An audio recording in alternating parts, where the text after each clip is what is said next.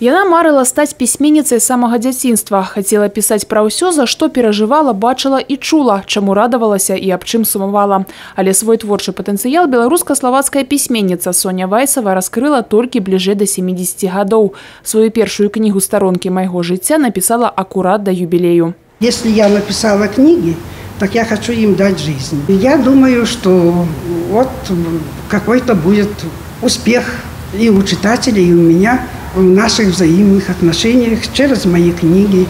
И просто они больше узнают о Словакии, о людях. Пусть бы молодежь узнала бы, как мы жили в послевоенные годы тоже.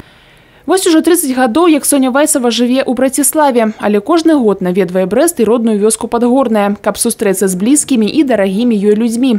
Да сваіх вытокаў на баранавіцкую зямлю аўтарка вяртаецца і ў сваёй кнізе «Дом».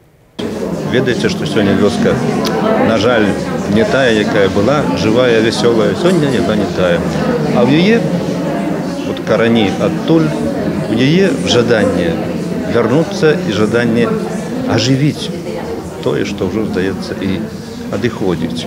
Яна вельмі падрабязная, яна вельмі памятлівая пісьменніца.